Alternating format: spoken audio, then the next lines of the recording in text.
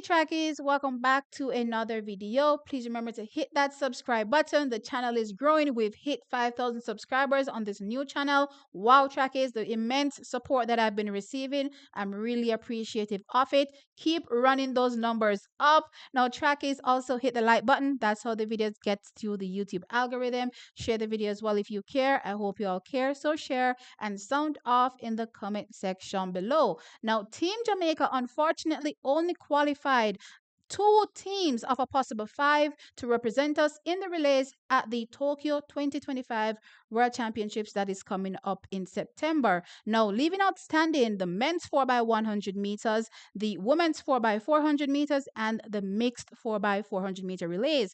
And as things stand right now, from a qualification perspective, we're sitting on the bubble when it comes to the women's 4x400 meters and the mixed 4x400 meter relays, sitting in that 16th position. And for the men's 4x100 meters, we are outside top 16, so we have to get into top 16 if we intend to have these teams represent us at the Tokyo 2025 World Championships. Now, trackies, since then, the J3s did approach the meet director for the Racers Grand Prix to have these relays scheduled. However, when the moment was nigh for the Racers Grand Prix, there was no relays that were on the schedule for that meeting. And of course, it created a whole bag of problems for the fans.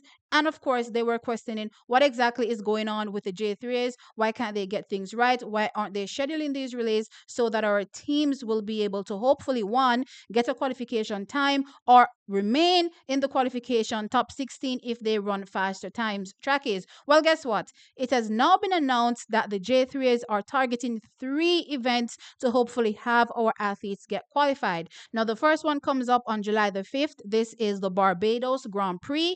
The second one is the London Diamond League, which comes up on the 19th of July. And the third event that they're targeting is the NACAC Senior Championships that will be held in Bahamas August 15th through to the 17th. So these are the events that they're targeting for the men's 4x100 meters, the women's 4x400 meters, and of course, the mixed 4x400 meter relays. And I have to say, some thought definitely went into it this time around. Track is clearly targeting multiple meetings just in case we don't get it the first try. We have something else lined up, or like we saw in the men's 4x100 meters where there were baton issues in terms of getting the baton around. If the baton drops, then we have other options, other meetings that we can go to and compete in or at so that we can get into the qualification, especially as I said for the men's 4x100 meters. Clearly, trackies, the J3s has now pulled their socks up because unlike in the previous season in 2024, where the men struggled to qualify for the 4x400 meters for the Olympic Games, which eventually led us to not being qualified, they're making sure that this time around they have a backup and also a backup for the backup. And I'm absolutely loving it. So guess what?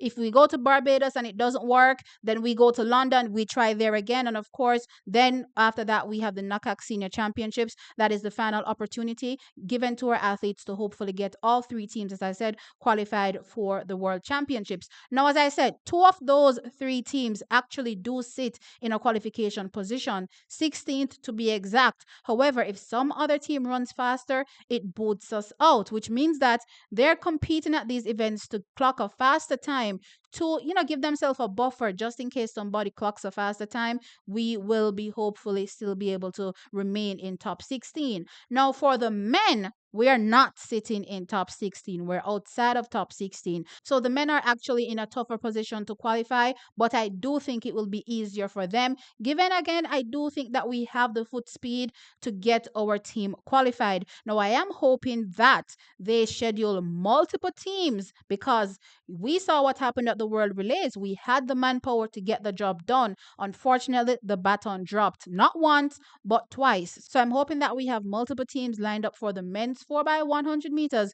Just in case things go left and the baton drops, we have another team to rely on. And from how I'm looking at things, as I said, given the athletes that we have available, I definitely think that if one team doesn't do it, another team can. I do believe we have the foot speed to get it done. We just have to get the baton around. Now, I see, a few complaints online, or I did see a particular complaint online when it comes to who will be participating in these relays. And one concern is these events or these meetings come up after the national championships, which means that likely top three, the athletes that qualify for the world championships, will not be contending any of these relays that will come up after, because this person doesn't believe that the coaches will allow their athletes to risk competing at these events right before the actual championships. Well, trackies, this is what I have to say to that. It's only three athletes really that qualify, for the individual event. And when it comes to the men, if you take out, the top three men that qualify, we still have a strong team or strong teams that we can put together to get us qualified for the world championships. Now, when it comes to the women's 4x4 and the mixed 4x4 relays, I only have one thought process with that. No, the athletes can choose whether or not they want to compete there, and I'm talking about top three. But as far as I'm concerned, given the fact that the best opportunity for these athletes to actually medal would be in the relays, I'm not seeing why they would choose not to run. But again, we saw what happened in 2024. So, anything is likely to happen. But as I said, if you do not intend to compete with the team to get them qualified, I do not believe you deserve a spot on the 4x4 team at the championships, or any, relay team, as a matter of fact, at the championships, if you're not going to be a part of the qualification process. That's just my thought process. I don't think it's fair to the athletes that have to go out there, put in the footwork, and then they don't get to, get all the accolades that come with potentially competing at a championship. So I definitely think the athletes, especially for the women's 4x4 and the mixed relays, should make themselves available. But also, I do think we have a number of collegiate athletes that are running pretty strong. So even if top three for the women and the men in the 400 meters decide to not compete in the relays, I believe we'll still be able to put together a strong team or strong teams that will be able to compete in the women's 4x4 and the mixed 4x4 to get us qualified. But anyway, trackies, let me know your thoughts in the comment section below. So the J3As, as I said, seemingly has pulled their socks up, and they are targeting three meetings: Bahamas Grand Prix, July the 5th, London Diamond League, July the 19th, and the NACAC Senior Championships, August 15th through the 17th, to get us qualified. What are your thoughts? Do you think we'll be able to get all three teams qualified, or in this case, have the two that we have already, have sitting in top 16 position, have them remain in top 16 and have the men, get qualified? Let me know your thoughts in the comment section below. What are your concerns? Like the video, of course, trackies, and subscribe to the channel. I'll catch you in the next one. Bye.